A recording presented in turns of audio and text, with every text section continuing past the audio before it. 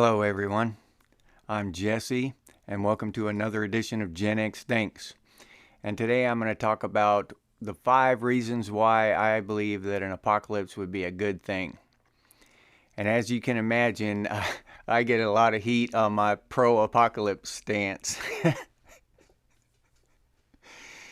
So I'm going to lay down some reasons why it would actually be a good thing. And I say that as in good for humanity, not good for, a lot of individual people. And I'll start out by saying that I am perfectly aware of the fact that I might be one of the first ones to go.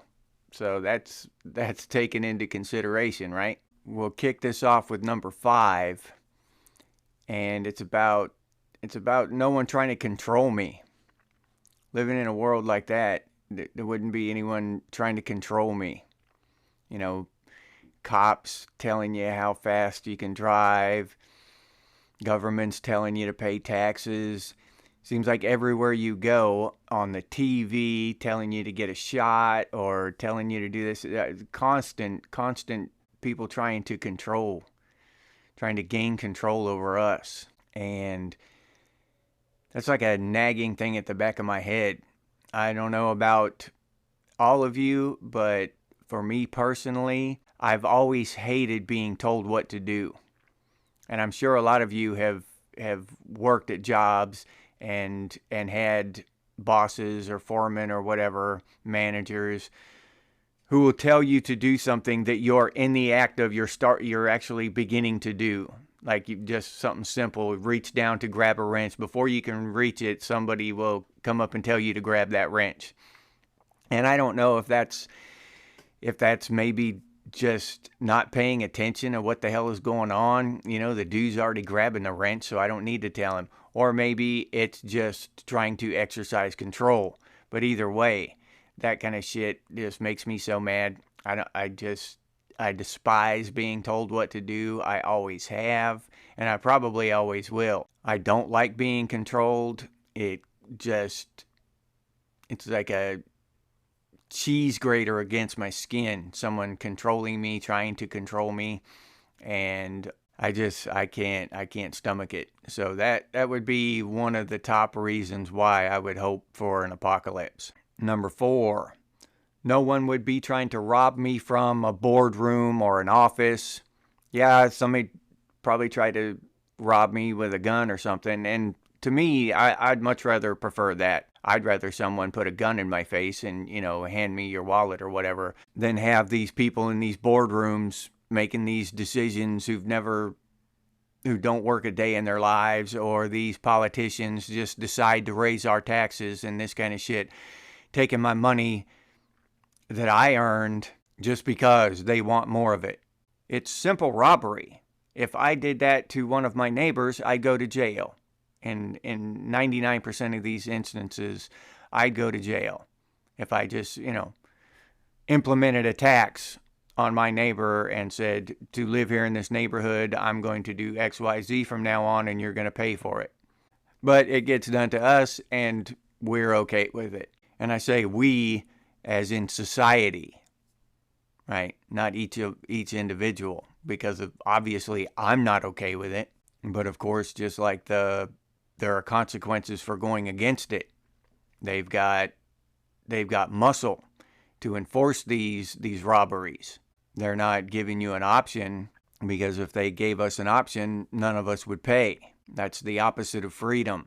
So we're getting robbed left and right without our consent, and it's obvious. We all know it. We all know it's happening, but it just continues to happen. And an apocalypse would fix that. Number 3, there'd be less pressure.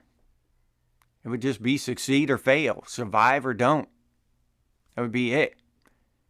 All these pressures we have now from family and society, from the economy, we got to pay the bills, and there are a lot of them. Prices of food going up, prices of gas going up, the prices of electricity going up. There's just a lot of pressure just to, not only just to stay alive, but to maintain a certain level for your family. We could stay alive under a bridge, but that's not maintaining that level. You got to keep a house. And to keep a house, you've got to pay your mortgage, pay your rent, pay your taxes, your property taxes, pay all this crap. It's a lot of pressure. And it's coming from a lot of different places. In a survival situation, you'd have very few pressures. Get food, get a roof over your head, stay warm, basically the necessities. Food, shelter, water, air. It wouldn't be as convenient, of course, but there'd be a lot less pressure. Number 2, life would be focused. There would be less confusion about what to do. And that kind of goes back to the last one. It's food, survival. It's necessities. It would boil down to necessities. Our minds could be focused on a few tasks instead of worrying about all this shit, worrying about elections, worrying about the prices of things, worrying about the interest rates, worrying about whether there's going to be a war and all this stuff. All that stuff would go away.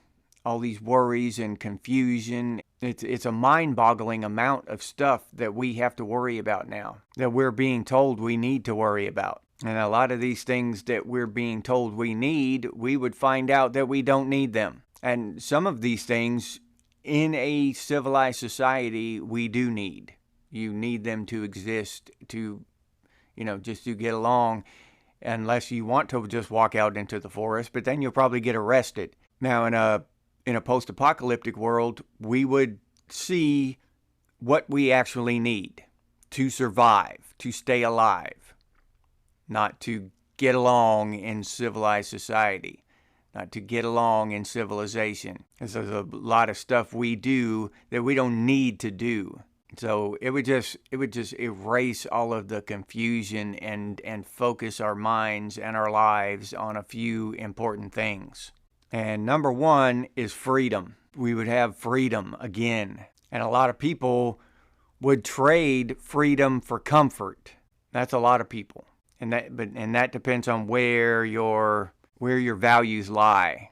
If caviar and silk sheets and stuff are at the top of your list and freedom is down here, then of course you would see an apocalypse as a complete horror show, and that's the last thing you would want. If freedom is at the top of your list and silk blankets are not even on it, then you get a different picture. You have a different outlook. An apocalypse starts to look appealing because freedom is your most valued possession, your freedom. And that's exactly how I think. People don't know what it's like to be without freedom, and people don't know what it's like to be truly free. I think everyone should experience those two things so that they can choose rationally. And all of this stuff, a lot of these arguments would go away. A lot of this pro-socialism shit would go away if they knew what it meant. They don't know what it means, so they're all for it. They just know what they're told. And in this day and age, people are really quick to allow governments and big business to track, monitor, silence, censor, and poison us for the ability to go out and buy the newest, latest iPhone. And just to me, that's not a good trade-off. That's not even close. I'll take my freedom. You can have all this crap, all this internet, all these gadgets and technology. I'd rather go back to the days of the frontiersmen. And they survived.